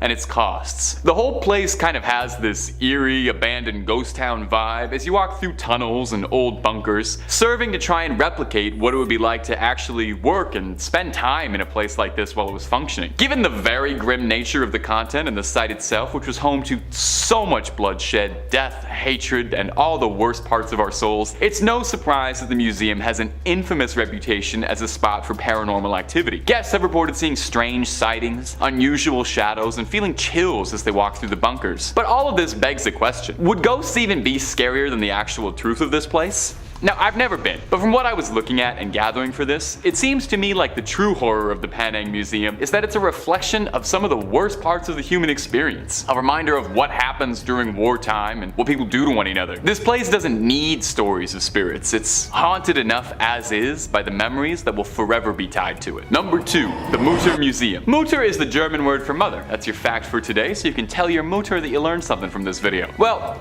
this isn't a museum for moms or about moms, although they're more than than welcome to come. The Mutter Museum in Philadelphia isn't quite like the other museums on this list. It's not particularly known for being paranormal or haunted, but rather it's a collection of medical oddities and curios all arranged behind cabinets in a very clean, professional manner. It's not known for vengeful spirits or anything walking the halls, but rather just home to an incredible amount of very creepy things in jars. Every picture of the place looks like something out of a mad scientist's lab, a background of a B horror movie set, that one weird place from that one Harry Potter movie, maybe I'm remembering that wrong. Amputated limbs float in jars next to organs, fetuses from all sorts of animals you can imagine, and more bones than you could possibly shake a femur at. They got skulls of all kinds. They got skulls for days. They got an entire wall dedicated solely to the skulls of criminals, and all sorts of broken skulls in disarray, eaten by tumors or other lovely diseases. If you're looking for skulls, they have got skulls. They've got a collection of famous remnants, Albert Einstein's brain, if you want to see if some of that rubs off on you. Grover Cleveland's famous tumor. Well, we all love Grover Cleveland's tumor. Pack the whole car up. Let's go see that. You know, fun stuff. Now, guests who visit the Mutter Museum do pretty frequently complain of feeling dizzy and uneasy while wandering through the collection, but whether or not that's because of some poltergeist or spiritual influence, or because you're wandering through a 6,000 square foot room looking at hundreds of brains, bones, and disembodied organs in jars, is up for some debate. I know just reading about this thing already makes me feel kind of squeamish, makes my stomach feel all churny. I wonder if they have a little cafe in this one, like most museums have. You think anybody's eating there? And number 1, the Museum of Death. The Museum of Death. Well, I wonder what sort of topics they enjoy covering at the Museum of Death. I bet they have an absolutely illuminating look at pre-Raphaelite art of the late 19th to early 20th centuries. They don't? What? No, at the Museum of Death, opened in Hollywood in 1995, which was opened by a married couple with the intention to make people happy to be alive. Whew. How do they accomplish this? Do they show you pictures of whiskers on kittens and raindrops on roses? No, of course not. It's a collection of everything to do with death. Bones, skulls, coffins, ancient mortician's tools, executioner's equipment, and a whole lot more. Amusingly, the owners have said their goal is not to scare anyone with this museum. That's not what their museum is about. Now sure, they play videos of autopsies and they have footage and imagery from incredibly grisly and stomach-churning real-life true crime cases like artifacts from Charles Manson's family or some of Jeffrey Dahmer's personal effects, but they don't want to scare you. The museum is there to show death in its brutal, unedited honesty. The owners themselves describe it as a commemoration of life. And I gotta be honest, I'm making it sound worse than it is, but it definitely does sound interesting. And the grimmest parts of me are definitely more than a little curious to check it out in that morbid sort of way, because it sounds cool. Probably a great date spot to take a goth girl, I bet. The museum does kind of embrace its sort of twisted reputation and really runs with it. It hosts Black Dahlia costume contests where guests are judged on who's got the best post-mortem Black Dahlia costume, which is something. It's not thought to be as haunted as some of the other places on this list, but it does really bring out some visceral reactions in people. Apparently, it's not too uncommon for guests to demand to leave early or to outright faint while walking through the museum. The owners refer to these cases as falling down ovations, which is a very funny turn of a phrase. Now, sadly, if you're listening to all of this and you're already pre-buying tickets for your next trip to LA, sadly, the museum is currently closed down. They are reopening though. They've also got a museum in New Orleans, since their collection of macabre knickknacks is so large it couldn't be contained to just one spot. When it reopens, I recommend you get out as soon as you can. It's a once-in-a-lifetime experience. Number 5. The Banff Springs Hotel. First opening in 1888, nestled in Canada's Rocky Mountains, the Banff Springs Hotel has played host to a variety of guests over the years, not all of them mortal beings. The Banff Springs Hotel is known for its variety of ghosts, who allegedly haunt its halls, the most benign of which is Sam the Bellman. Sam McCauley was an old man from Scotland who came to Canada and became the head bellman at the Banff Springs. Sam loved his job and often joked that he would work at the hotel forever, even refusing to retire until his death in 1975. In the years since, several guests have reported a bellman in an antiquated uniform, matching Sam's description, wandering the halls, asking about their stay, and even helping guests who are locked out of their rooms. Less wholesome is the famous Phantom Bride, who according to legend was married at the hotel in the early 30s. Apparently, before the wedding reception, the bride was making making her way up the large marble staircase leading to the Cascade Ballroom to join her husband who was waiting at the top. She tripped on her own dress and fell down the stairs, making her husband a widower in the process. There have been tales of the bride haunting the hotel ever since, with strange crying noises being heard in the empty bridal suite and reports of a phantom bride dancing alone in the ballroom or making her way up the fatal staircase. The most disturbing of the hauntings is the events that took place in room 873. According to legend, a man was staying with his wife and daughter in the room when he went mad and ended the lives of all involved. In the years since, the ghosts of the child and her mother have apparently remained in the room, with guests being awoken by violent screams and finding bloody handprints on the mirror that the maids could not manage to wash off. The reports got so numerous and disturbing that the hotel management sealed off the room, making it unavailable for guests. However, despite the numerous supernatural specters you may encounter, the hotel's beautiful architecture and services, as well as the scenic mountain views and the amazing skiing available in Banff, will make you never want to leave. Number 4. The Omni Mount Washington Hotel. Located in Bretton Woods, New Hampshire, the Mount Washington Hotel was built in 1902 by Joseph Stickney. Sadly, soon after the hotel was built, Joseph passed away, being survived by his wife, Carolyn. Carolyn eventually remarried to a French prince, but the newly minted princess continued to spend her summers at the luxurious hotel, always staying in her personal suite, room 314. In the years since Princess Carolyn's death, there have been several reported instances from guests and staff alike about seeing the princess sitting at the foot of the bed. The following story from one of the former employees is particularly chilling. In 1997, I was working as a housekeeper and had to clean room number 314, the princess's room. I went to service the room that newlyweds were staying in, and I knocked on the door and there was no answer. I opened the door, went in, and there was a little girl sleeping on the bed. Immediately, I went to the hallway to see my inspector and told her I couldn't clean the room because a little girl was sleeping. She said that was odd because the guests were newlyweds and nobody else was registered. She asked me to leave a note that I was coming back in an hour to service the room. I went back in the room to leave the note by the table. I walked in the room quietly to not wake the little girl up. When I looked at the bed, instead of a little girl, there was a woman staring right at me with the most scary smile on her face. She had black hair and was wearing a white dress. I got chills down my spine and I just stood there, frozen. She sat on the bed and kept staring at me. I ran out of the room and told my friend, who was also a housekeeper. We both went back in the room and there was no one there. I still have a hard time remembering that incident, and I get chills every time I speak about it. I have many friends that have worked there and I heard a lot of scary things that happened. Oh, the day before this happened, my friend and I took pictures of ourselves on the princess's bed. Everybody tells me that I made her upset by doing that. There have also been tales of other areas of the hotel playing host to paranormal activity, such as this story of the ballroom. As I walked into the ballroom late one evening on a night where there was no performers, I heard the faint sounds of an orchestra playing. I thought a rehearsal was going on and I went to see who it was. There was no one there. No one. As I walked away from the side of the stage, the lights suddenly went out and the music got louder. It was surreal and very, very scary. I ran to the light switch and saw that it had been turned off. I turned it back on and the lights went on for a second and then the switch turned down on its own. The entire time the music kept playing. I ran out and found security and told them what happened. They went in to investigate and found nothing. No music and no problem with the lights. Despite the various ghosts, the Mount Washington Resort provides guests with stunning views of the mountains and the famously beautiful foliage of the White Mountain National Forest. This combined with the amazing ski opportunities, the on-site golf course,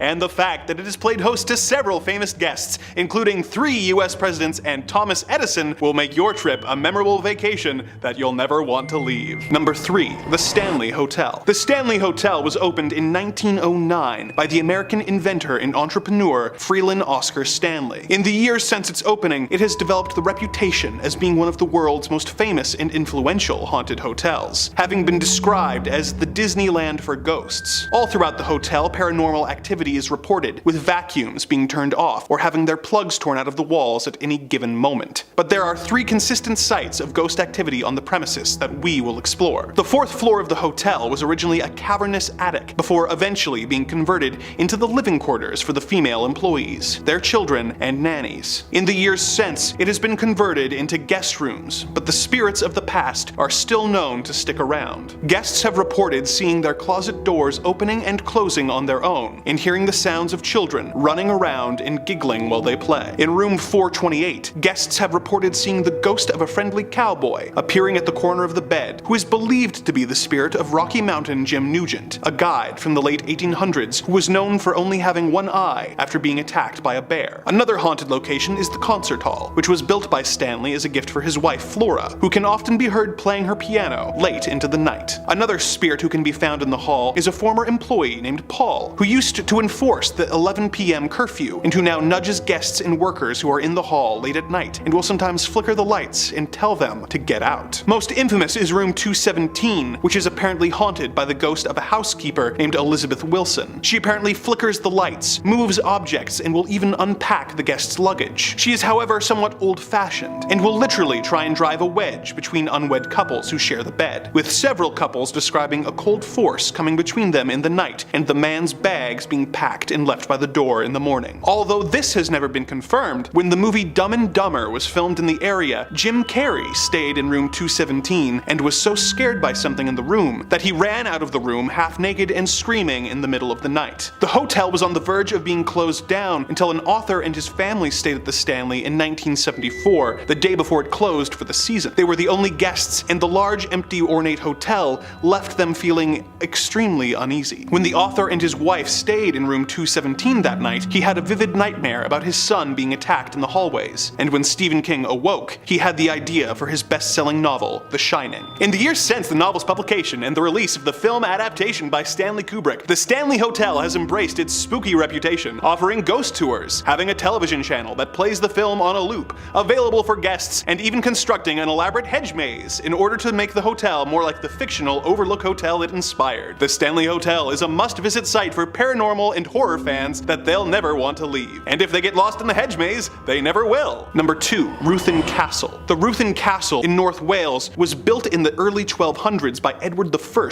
to replace the wooden fortress that stood in its place before, as a gift to the king's loyal allies, eventually ending up in the hands of Reginald de Grey as a reward for helping Edward assemble the finest army in the world. The modern castle was built within the original castle's ruins in 1826, before being sold to be used as a hospital in 1923 and eventually being converted into a hotel in the 1960s. Some of the most famous figures that have stayed in the castle over the course of its long and storied history include King Henry VII and his daughter Mary, making this a location that you can stay in that once housed the original and authentic Bloody Mary. Although, as always, summoning her in a darkened room is not recommended. One of the most haunted rooms in the hotel is room 222, where several guests have reported sudden and extreme drops in temperature, as well as hearing slamming doors and tapping sounds all around the room. Another consistent tale is the little girl who is often seen at night knocking on guests' doors and running through the halls and on the roof while giggling. Also commonly cited is a soldier, supposedly one who died defending the castle while serving in King Edward's army, who can be seen wandering the castle grounds dressed in full medieval armor. However, the most infamous apparition is the ghost of Reginald de Grey's wife, Lady Grey. She apparently caught her husband having an affair and in a jealous rage dispatched the mistress with an axe. She was sentenced to death, and her body was not allowed to be buried on consecrated grounds and was instead buried outside the castle walls. Perhaps due to not being able to receive a proper burial, many guests and employees have reported seeing Lady Grey wandering the castle grounds, as well as the rooms on the upper floor and in the banquet hall, still carrying her axe. Despite its creepy history, this hotel is known for treating its guests like royalty, providing them with a variety of different rooms at different price points and having a world-class spa, as well as the ability to participate in a medieval banquet and tours of the grounds, the dungeons, the drowning pool, and the whipping pit, making this one castle you won't mind being laid siege in. Number 1. The Emily Morgan Hotel. Located in the American city of San Antonio, Texas, this Gothic-style building, built in 1924, was originally a medical center with its own hospital, morgue, crematorium, and psych ward. It operated in this capacity until it closed in 1976 and was eventually converted and reopened as a hotel in 1984. Although no longer a hospital, some guests have reported hearing hospital carts being wheeled up and down the halls and smelling the distinct smell of antiseptic on the 14th floor. On the 7th floor, where the psych ward operated, there are reports of a ghost bride who was known to wander the halls and wake guests with terrifying screams. In the basement, which used to house the crematorium, employees report the smell of burning flesh and the apparition of glowing floating orbs, as well as disembodied voices crying out in pain. If this isn't ghostly enough, you can look out the window and see another notoriously haunted building, as the Alamo is located directly across the street. With all the local history, you will never want to leave once you receive some of that Texas hospitality. Staying the night in a haunted hotel sounds like a stressful experience, but it still sounds preferable to staying at the Econo Lodge Motel. Number 5. The Stanley Hotel. The Stanley Hotel is as infamous as it is gorgeous. This scenic Colorado hotel isn't just famous for a picturesque view of the Rockies, it's also got quite a reputation for serving as the inspiration for fiction's most famous haunted hotel, the Overlook. Now, it didn't serve as the film set for the Stanley Kubrick film, but it was used for the limited TV series and of course inspired Stephen King's legendary horror novel. In 1974, King and his wife stayed at the hotel, visiting at a time when the hotel was preparing to close down for the season. King states that spending time in such a grandiose location, isolated from the rest of the world, away from other guests and signs of life, hearing this discordant, sad music playing in a giant empty dance hall ignited his imagination. He said he was fired up returning to his room 217, and upon pulling back the curtain to his clawfoot tub, imagined, what if somebody died there? And started writing The Shining that night. Now, since it's become known as the Overlook, the hotel has developed a real reputation for hauntings, even being dubbed the Disneyland for ghost hunters at one point. Paranormal enthusiasts come to check out everything staying at the Stanley, and the hotel itself encourages this behavior, offering guided tours. Some highlights include, obviously, room 217, the cursed room from the novel, and it's the most requested room in the hotel. Stories go that in the early 1900s, the head housekeeper was blasted through a floor after a gas leak caused an explosion, and they say that her spirit inhabits the room today, and guests report finding help from the afterlife. Luggage unpacked, lights being turned off, I gotta say, that is some room service. They say that almost every room and cranny of the Stanley is haunted in some way. Is it all just legend inspired by the novel, or is truth stranger than fiction? You'd have to book a trip up to the Stanley to find out. Take their Ghost Hunters package when you do, and tell them Top 5 Scary sent you. And if you're looking for more horror content and you just can't wait, you don't have to go anywhere off this page. Click through on Top 5 Scary because we have loads and loads of ghost videos for you to enjoy. Cryptids, aliens, scary stories, pretty much anything scary you can shake a stick at, we've got. So stay subscribed, stay scared, but stay watching this video because we got way more story left to go. Number 4. The Fairmont Banff. Our next entry is one of Canada's most famous haunted hotels, and you know me, I love a local haunt. That's a little pun for you. The gorgeous property is well known internationally, and not just for its stunning views, but apparently because the place is just top to bottom ghost central. Let's take a look at some of the more notable ones that are haunting the property. The most famous specter at the Fairmont is that of the Ghost Bride. That was a Tim Burton movie, wasn't it? Her story takes us back to the late 1920s, and allegedly it goes that a beautiful young bride was dressed in her gown, ready for the ceremony, when something caught her heel, causing her to slip and fall down the hotel stairs, careening downwards, tragically cutting her life short. Since then, hotel staff and guests alike have reported numerous sightings of a weird veiled figure moving up and down the stairs in a long ethereal white gown, or seeing her in the ballroom by herself, dancing alone, waiting for that first dance she never got. Aww. I dance with you, Ghost Bride. The bride is only one of many ghosts though. The Banff doesn't want to give out the room numbers to avoid any trouble, but allegedly a great number of the rooms in the hotel are cursed. One in question is allegedly the site of a brutal crime, and the story has been told and retold countless times over with details swapped around to make it scarier, but it says that a family was all found dead, and since then, guests have reported horrifying things like hearing screams in the middle of the night or finding handprints on the mirror. If you visit the floor the room is supposed to be on, this room will be closed down to keep guests out, although they say it's just for renovations. Go there, check it out, and then decide for yourself if that's all just a cover story. Number 3. The Crescent Hotel. If you're ever making your way through Arkansas, you simply have to stop off at the Crescent Hotel. It's been called the Grand Old Lady of the Ozarks due to its gorgeous old Gothic design and wonderful mountaintop view. It's kind of a shame almost that such a pretty place has such a morbid, haunted history, but that seems to be a running theme with all these delightful old hotels. The more beautiful they are, the more haunted you are. Its problems began during its construction. A construction worker named Michael plunged to his death from the roof, fatally landing in room 218. Unsurprisingly, since then, that room is said to be haunted, with guests reporting bizarre noises being heard from inside. And this is far from the only cursed tale of this hotel though. Before it found a new life as a hotel, the Crescent was a alternative clinic of sorts, run by a charismatic charlatan by the name of Norman Baker, who claimed that the waters of the nearby springs were so refreshing and so restorative that they could cure any ailment you might have. This might surprise you, but this was not true, as Baker did not have even the most minute amount of medical training. He was just a con man with a winning smile and a bunch of $5 words. Patients would check in expecting to be cured for cancer. That was his main operation. He said he could cure cancer. And his cancer cure was just an injection of corn silk and water, which doesn't do anything. Baker would find himself arrested in 1949, but unfortunately for the victims of his scams, their souls wouldn't find peace just yet. All throughout the hotel, guests report ghostly figures seeing floating orbs passing through the halls, hearing screams, laughters, and strange bumps in the night. One particularly notable ghost around the Crescent is named Theodora, who was once one of the nurses employed there. Well, nurses. They say she hates mess, and many guests report that they'll discover their belongings have been reorganized for them. I love hearing stories about these helpful ghosts that don't haunt you, they just pack up your stuff for you.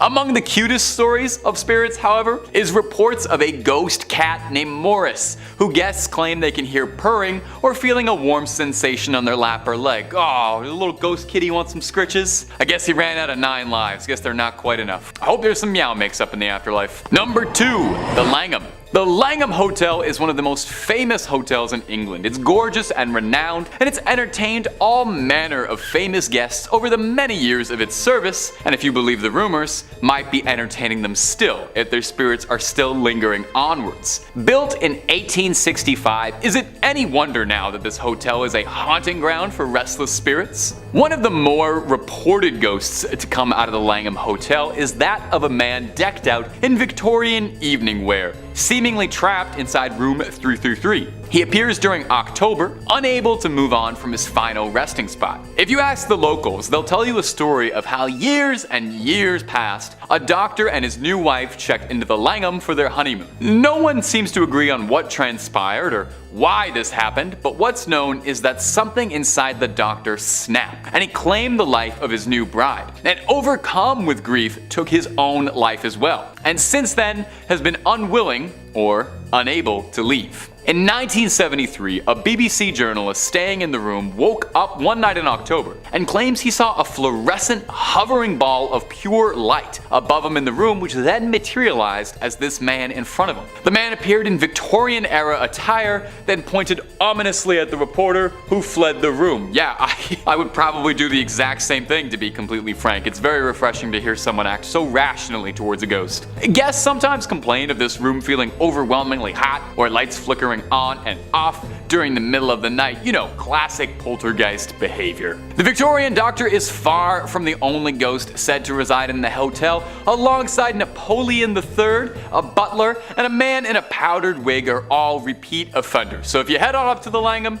keep an eye out for those beloved guests. And number 1, Myrtles Plantation. Our final entry is Myrtles Plantation, said to be one of the most haunted buildings in the entire United States. It's home to many ghost stories and legends stemming from a violent, sordid, unpleasant past. The plantation was first built in 1796, where it traded hands several times between a number of wealthy families. Our first story of haunting comes from 1834, when it was owned by Clark Woodruff, a prestigious judge and, well, also a slave owner. Of his slaves, one was named Chloe, who was a particular target of Woodruff's unimaginable cruelty. She tried to protect herself by eavesdropping and learning what she could do to alter her behavior, but unfortunately, this would just serve as a punishment, as when Woodruff learned she was eavesdropping on him, he had her ears cut off, and then made her wear a green head wrap to not have to look at what he had done. He sounds like a really lovely, lovely guy. Legend states that to strike back, Chloe poisoned a cake the Woodruffs were going to eat at a party. And weirdly, there's some differing reports and versions of this story change the intent. Sometimes Chloe was looking to get rid of them. Sometimes she just wanted to make them sick to teach them a lesson. Well, the dosage was lethal, and Mrs. Woodruff and the rest of the family, save for Mr. Woodruff, were all lethally poisoned. As a retaliation, Chloe was hanged on the property. Some believe that she still haunts the ground and that her ghost can be seen, still sporting that green head wrap. The next owners would not fare much better. The next owner was a wealthy family, the Winters. Mr. Winter was a teacher, and one day a stranger riding by came out and fired at Mr. Winter fatally, where he staggered up the stairs to breathe his last. Visitors say that you can still hear his forceful stomps up the stairs as he attempted to get help. The plantation harbors a dark history, but has remained a popular spot for ghost hunters and paranormal enthusiasts to go and stay the night to see what they can find. Number 5. The Castle of Good Hope. Coming up first on our list of haunted hotspots is going to be the Castle of Good Hope in Cape Town, South Africa. It was first built in the 17th century by the Dutch East India Company, so you just know there's bad vibes there to begin with. It's the oldest colonial building in South Africa, and if you believe the local legends, it's allegedly one of the most paranormal spots in the country. The first reported paranormal sighting from the castle came from 1915, when a tall, pale, mysterious man dressed in black, he sounds familiar, whose attire didn't match the era at all, country or anything, appeared seemingly out of nowhere, walking alongside one of the castle's ramparts before vanishing as soon as he appeared. Now that's pretty weird, definitely, not quite enough to label a place haunted, but it was a one-off incident, right? Well, in 1947, this same strange man kept appearing, making regular visits for weeks on end. He'd be jumping off the castle's walls, seemingly plummeting to his doom, only to reappear again to do it all again. I gotta be honest, he sounds kinda sick, all things considered. Sounds like he just wants to bungee jump and vibe out as a ghost. Another popular story from the castle is that of former governor, one Peter Giesbert van Noot. Whew, you try saying that 5 times fast. He passed in the castle on the 23rd of April, 1728, the same day he had sentenced 7 army deserters to the death sentence. The legend has it that one of these soldiers hexed him and demanded he face him and watch the execution. Van Noot was apparently a bit squeamish and refused the invitation, and later that day was found dead at his desk, slumped over. And some believe his ghost still wanders the castle's halls. And there were more ghosts I couldn't even fit into this one video because there's so many hauntings from this place. I recommend you read up about it afterwards. And if you want way more videos about haunted spots, ghosts, goblins, aliens, cryptids, conspiracies, true stories, fake stories, we got all of that and then some. So click through on Top 5 Scary, find something to watch, something to fall asleep to, I don't judge. Stay subscribed, stay scared, but stay watching this video. We worked hard on it. Alright, moving on through. Number 4, the Chernobyl Exclusion Zone. Maybe this one's a bit of an obvious pick, but our next entry is going to be the infamous Chernobyl Exclusion Zone, the real-life post-apocalyptic wasteland of Pripyat. Have you ever heard the word Canopsia? Maybe not. I don't even know if I'm pronouncing that right. I only learned this word today. But it refers to a feeling of seeing an atmosphere that you know is supposed to be populated, but isn't. And I feel like that word definitely applies to Chernobyl, or like liminal is a very good feeling too. It is kind of a liminal space, because you see all of these buildings and you can imagine a life happening there, but it's frozen in time. The Chernobyl blast would be enough to cover a whole video and then some. I heard there was a very good HBO series about it. And trying to cover it in under 2 minutes would be foolhardy, so here's the super quick Cole's Note versions, is that a late night safety test simulating a station blackout power failure ended up starting a huge blast, which eventually threw radioactive material that blew all over Pripyat and the surrounding areas, causing everyone to have to pick up everything and evacuate, never to return. 50,000 people used to live here, and now it's a ghost town. And yeah, I'm not gonna lie, I only know that line from COD 4. All gillied up, best level in the series. That one's just for my gamers out there. Now you can actually visit Chernobyl, although they don't really recommend you do. You know, it's not a fun hotspot for tourism or anything. People who delve into the zone for recreation, or to find things, are called stalkers, named after the Tarkovsky movie of the same name, revolving around visits to a strange zone, and not the video game Stalker, where bandits raid the apocalyptic zone, although you would be forgiven for thinking that. Visiting the zone is no easy task. For one, it's recommended that you absolutely go with a guide or someone who knows the area very well, and then come all the requirements. You mustn't touch anything whatsoever. no vegetation. There are wild dogs that live in Chernobyl, and they're very cute, but you can't touch them at all because there could be traces of radiation in their fur. You have to wear an outfit that covers as much as possible. Big boots, don't show up in your sunners and flip-flops. They recommend wearing a mask too to avoid inhaling any dust or any of the radioactive particles that could still be floating around in the air. Real life radiation, not half as fun as the comic books. You are very unlikely to come out of here with any web-slinging superpowers. More likely just gonna have a bad cough and your family's gonna get real sad. You're asked not to enter any buildings because some are so degraded that they could collapse literally at any minute with the wrong pressure applied somewhere, and then you're just another tragedy. Now, I've never been, but from pictures, Chernobyl genuinely seems unreal, like it's not part of the world, It seems like it's something out of a movie or a video game, but it's this harrowing, soul-crushing reflection of our reality, a stark warning on the dangers of nuclear power, and a grim reminder that your life as you know it can be upended forever in but a moment. Number 3. Mausoleum of the first Qin Emperor, Qin Shi Huang. The tomb of former Emperor of China, Qin Shi Huang, is notable for many reasons. Maybe it was because in 1974, when farmers from the Shaanxi province were digging a well, they discovered hundreds upon hundreds of terracotta soldiers, complete with horses, chariots, officers, infantry, a court, I think even some bears, oh my. They discovered one of the world's greatest archaeological wonders, 2,000 terracotta soldiers in Qin Shi Huang's tomb. The tomb was built like this basically to serve as history's most impressive flex. Qin Shi Huang wanted to make it good and clear that even in death, he held more might and more power than anyone could ever imagine. You know that saying, you can't take it with you? Well, he wanted to take it with him. He wanted his own army to serve him in the afterlife. The wild part about this is we don't even know how far it goes, since it still hasn't fully been uncovered even all these years later. Those thousands of terracotta soldiers might just be the first wave of guys. While he reigned, Qin Shi Huang wanted to make very sure that his tomb was a good approximation of his legacy, so thousands of laborers worked tirelessly for decades to create an emperor's tomb. They think that 700,000 laborers worked on this for 40 years. That's already unbelievable, but Qin Shi Huang only even lived to be 49, so good thing they got that done in time, eh? Qin Shi Huang himself is buried beneath an enormous pyramid mound that stands a good distance away from the rest of the tomb. Now here's where the haunted part starts to come in.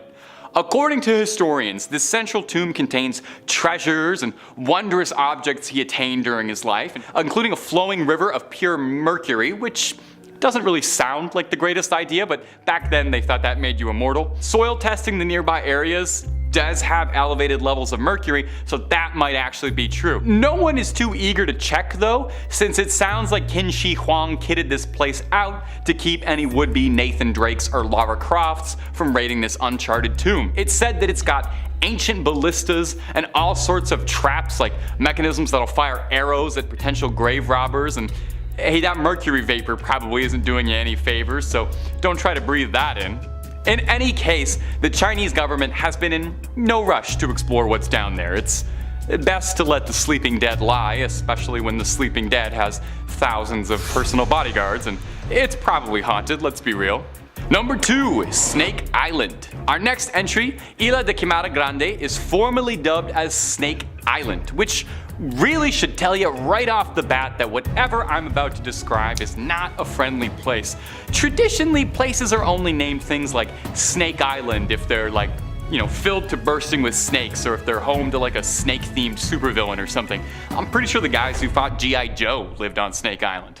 Anyway, Snake Island is called that because by conservative estimates, there's roughly a snake for every square meter of the island, meaning there's anywhere from 4,000 golden lancehead vipers or more living there. There's more snakes than there are people, and that's because most Brazilian locals know way better than to go to an island where one of the most venomous snakes on the planet live. Yeah, I left that part out. Well, I'm talking about it now. It's not just like garter snakes slithering about here.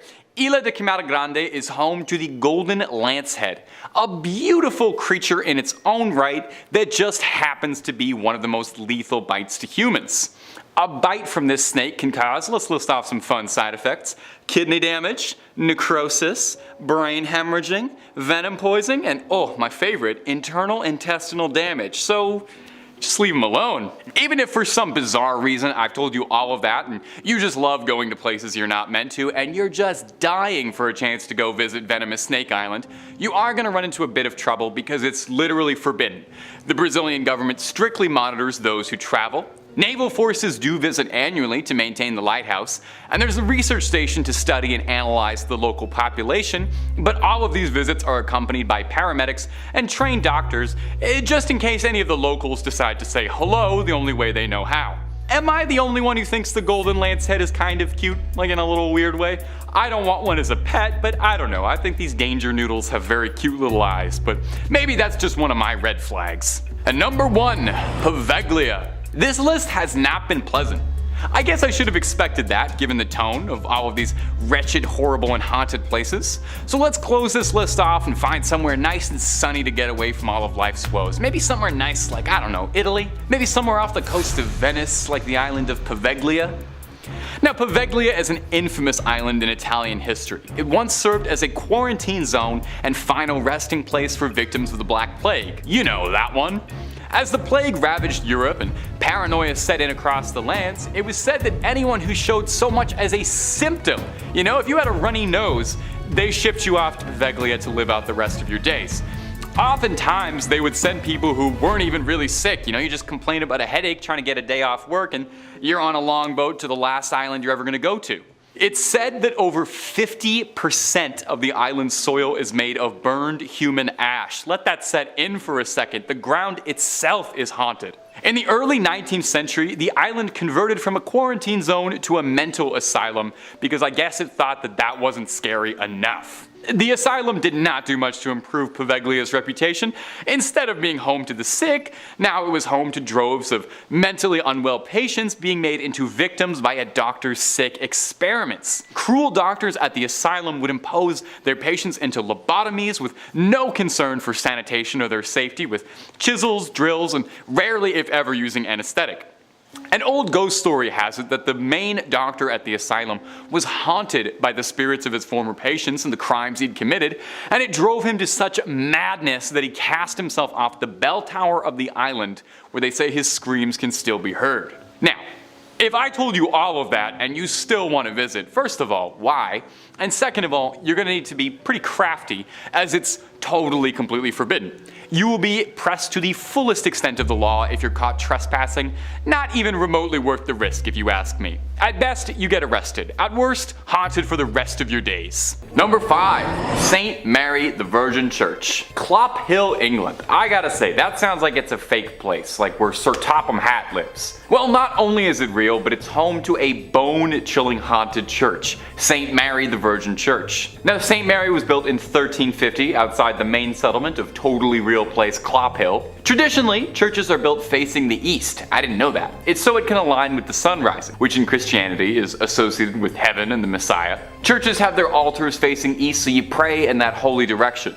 Well, St. Mary's just had to be a little different, and this church is facing the west, facing away from God. And it's why some people believe the church is hosted to evil spirits, as facing west means they've shunned God and opened their doors to the devil. Paranormal investigators have strongly suspected the church as being host to satanic rituals. As the church fell into disuse, it became a popular spot for vandals, and if you believe the legends, black magic. In 1963, a local couple saw 2 people wandering around holding a human skull, which definitely I think would cause you to look twice. The people told the couple that they had found the skull in St. Mary's, where it had been jammed into a wall. When the couple went to investigate, they found on the floor a breastbone, pelvis, and leg bones, all laid out in a pattern used for black mass. Pretty spooky. Scattered cockerel feathers and tracings of 2 crosses filled in red were found inside the church as well. And as if that wasn't slightly unnerving enough, they also found that 6 graves of women in particular had been tampered with as well. All signs seem to be pointing towards some dark rituals happening at St. Mary's Church. Common sightings at the St. Mary's Church range from smaller scale things like strange screeching during the night or hearing the bell going off despite being long abandoned, and the more threatening reports seeing tall, dark figures wandering the ruins of the church, perhaps getting themselves ready for another ritual, or perhaps they've been contacted by a ritual and are arriving. Only thing I know is I won't be checking out the midnight mass there anytime soon. And if you're interested in way more scary stories of all manners, cryptids, conspiracies, churches, hauntings, aliens, we've got a little bit of everything at Top 5 Scary. So click on through, find something to get cozy with, and subscribe, and make sure you hit that bell so you catch all of our videos as they drop. But do all that stuff at the end of this one, okay? Because we got way more haunted churches for you coming right up. Number 4. Our next entry on the list today is going to be the Aquia Episcopal Church. And if you haven't said that, try saying that 10 times fast. I dare you. Located in picturesque Stafford, Virginia. The church has 200 years of history to it,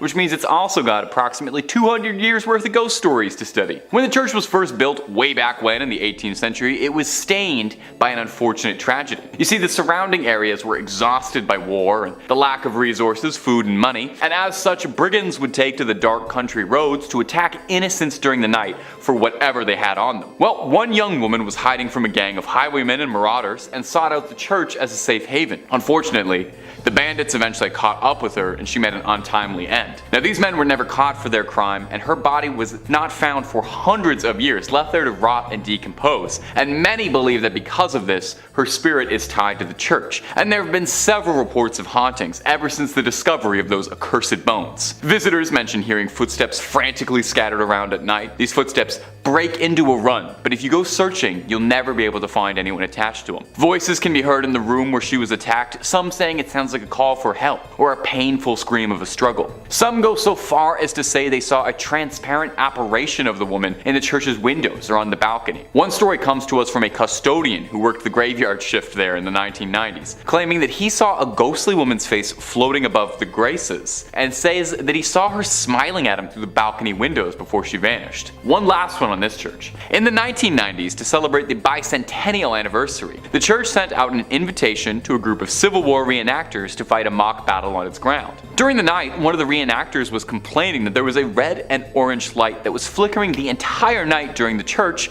that prevented him from sleeping. The man explained this to the father of the church, and the father explained back that there was no electricity in the vestry, and that the light must have been the spirit confused by why the Civil War had started up again. Imagine, you're a ghost, you're already out of time, and then you look outside and you see guys from your time? My little ghostly sense of the world would be so thrown off. I would have to buy a new ghost calendar. Number 3. Monaster Nagayal Duff, or Abbey of the Black Hag if you don't got all that time. Wow, you see that? You see what that church is called in that little chyron below me right now? I'm just supposed to pronounce that with my lips? Okay, it's also called the Abbey of the Black Hag, and that's what we're going with. We're not calling it that other thing.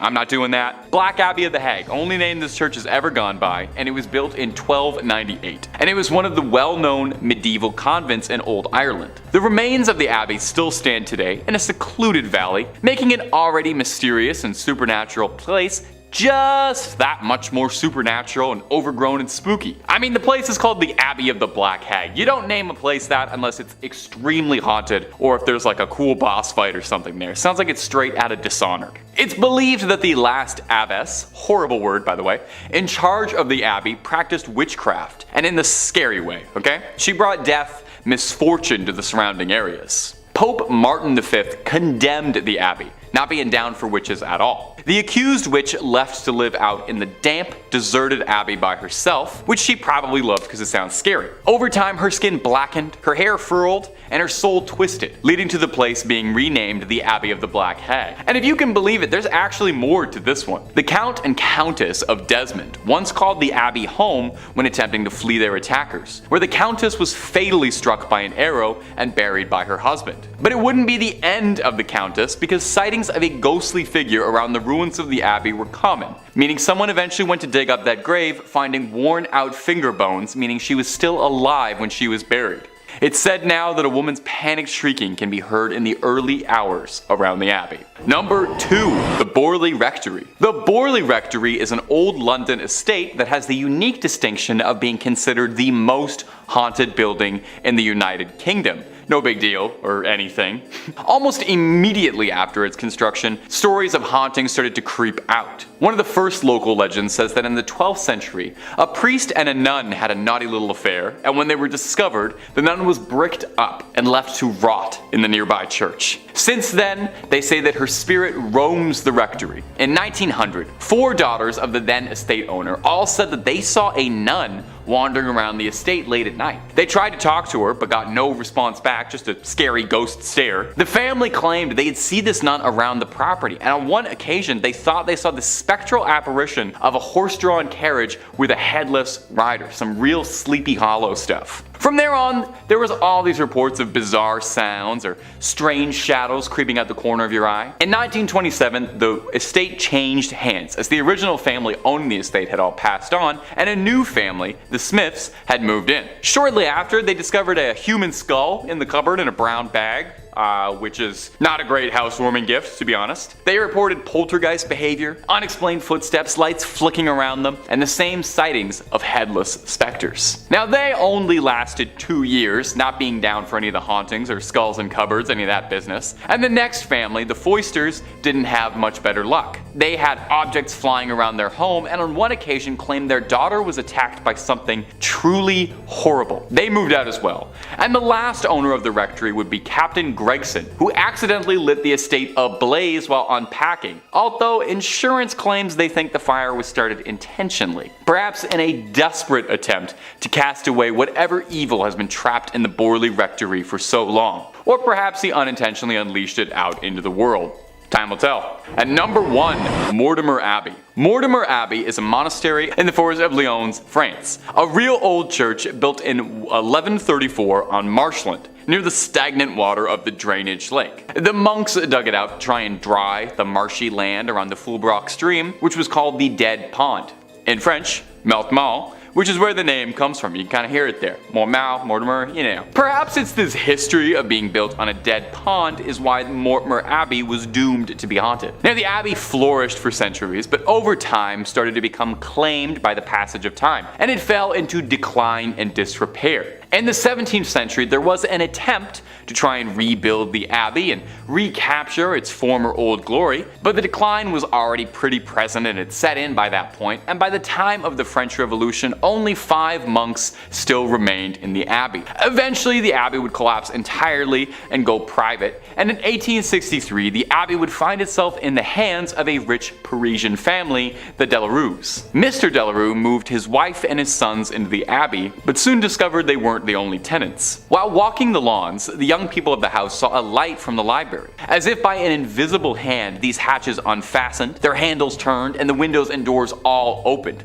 The paintings on the inside of the abbey turned themselves around and steps thundered out into the halls, and nobody moved out immediately after. I would have started looking for new real estate right then and there. But one night the young Delarue, Charles, had his fiancée over to come see the estate that would become her new home in marriage. She was offered the guest room, but found herself terrified during the night when she couldn't sleep because she was too busy being tormented by mysterious sounds and objects around the room that were hurling themselves around, being possessed by something. Having had, quite frankly, enough, like I think any of us might have, the young suitor announced she would never live in this house, called off the entire marriage, and hurried back to Paris tout de suite, where there were plenty of handsome young men asking her hand in marriage who didn't live in old haunted estates, okay? That's the message to take away from this. Get the love you deserve, and the love you deserve is not in a haunted house.